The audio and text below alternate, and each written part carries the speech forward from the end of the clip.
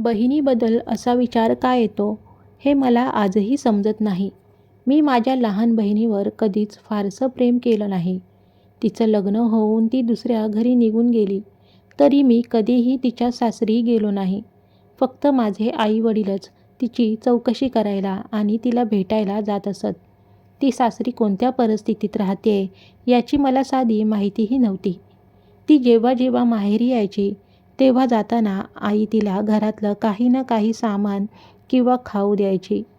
पण ही गोष्ट माझ्या बायकोला अजिबात आवडायची नाही. आईने बहिणीला काही दिलं की माझी बायको लगेच माझ्याकडे येऊन तक्रार करायची. तुमची आई तुमची कष्टाची कमाई अशी कशी उडवू शकते? तुमची बहीण आली की तिला कधीच रिकाम्या हाताने जाऊ देत नाहीत. तुम्ही आईला स्पष्ट सांगून टाका, हे असं चालणार नाही. बायकोच्या सततच्या कानभरणीमुळे मलाही राग आला. मी थेट आईकडे गेलो आणि रागाच्या भरात आईवर ओरडलो. तू नेहमी तिला काही ना काही का देत राहतेस? माझी कमाई अशी दुसऱ्यांवर उडवणार असशील तर तुलाही घरातून काढून देईल. दुर्दैवाने माझी बहीण बाजूच्या खोलीत उभी राहून आमचं हे बोलणं ऐकत होती. त्या घटनेनंतर 1 तासाने बहीण माझ्या खोलीत आली आणि हळूच म्हणाली, दादा मला जरा गाडी बोलावून देशील का? मला माझ्या घरी जायचं आहे. बहिणीचं हे बोलणं ऐकून मला मनातून खूप आनंद झाला. पण वरवर दिखावा करत मी म्हणालो, अजून काही दिवस थांबायचं ना? त्यावर ती म्हणाली, नको दादा, मुलांच्या शाळा सुरू होणार आहेत. मला गेलं पाहिजे. आणि ती तिथून निघून गेली. काही वर्षानंतर वडिलांचे निधन झाले. घरच्या मालमत्तेची वाटणी करताना मी आणि माझ्या मोठ्या भावाने सर्व काही आपापसात वाटून घेतले. बहिणीला त्यातला 1 रुपयाही दिला नाही. आईने बहिणीचा हक्क मागायचा प्रयत्न केला पण आम्ही तिला गप्प केले. बिचारी विधवा आई कुठे जाणार म्हणून ती गप्प बसली. मोठा भाऊ त्याचा हिस्सा विकून शहरात निघून गेला आणि तिथे नवीन व्यवसाय सुरू केला. पण आम्ही आमच्या बहिणीसोबत केलेल्या अन्यायाची शिक्षा आम्हाला लवकरच मिळाली. भावाचा व्यवसाय पूर्णपणे बुडाला आणि त्याच्यावर मजुरी करण्याची वेळ आली. इकडे माझ्या मोठ्या मुलाला गंभीर आजार झाला. त्याच्या उपचारासाठी घरातले सर्व पैसे दागदागिने पाण्यात गेले. माझ्या डोक्यावर कर्जाचा डोंगर साचला. आमची हालाकीची परिस्थिती पाहून एके दिवशी माझी बहीण घरी आली. तिला पाहून मला आधी राग आला पण मी स्वतःला सावरलं. ती सरळ माझ्या आजारी मुलाजवळ गेली. त्याला प्रेमाने जवळ घेतलं आणि मग माझ्या शेजारी येऊन बसली. माझ्या डोक्यावरून हात फिरवत ती अत्यंत आपुलकीने म्हणाली, दादा तू एवढा का परेशान आहेस? मी तुझी छोटी बहीण आहे. मी तुझ्या कडेवर खेळली आहे. आज मोठा झालास म्हणून बहिणीला काही सांगणार नाहीस का? आपलं दुःखही वाटणार नाहीस का?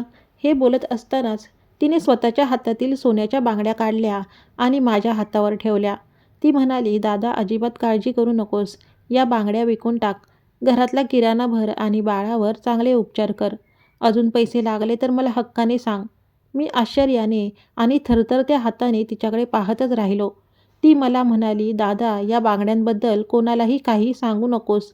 तुला माझी शपथ आहे. चल मी निघते. तुझे दाजी आणि मुलं माझी वाट पाहत असतील. तिने माझ्या कपाळाचा मुका घेतला आणि ती बाहेर पडली. मी आयुष्यात पहिल्यांदा तिला सोडायला घराच्या बाहेर आलो. तेव्हा माझी नजर तिच्या पायातील तुटलेल्या चपलेवर आणि अंगावरील जुन्या साडीवर गेली. मी सुन्न होऊन तिच्याकडे पाहत राहिलो. मी कधीच माझ्या बहिणीच्या संसाराची चौकशी केली नव्हती. पण मी अडचणीत आहे हे कळताच ती धावत आली आणि स्वतःचे सोन्याचे दागिने मला देऊन गेली. माझ्या डोळ्यातून अश्रूच्या धारा वाहू लागल्या. आपण भाऊ किती स्वार्थी असतो ना? एका क्षणात आपल्या सख्ख्या बहिणीला परक करून टाकतो.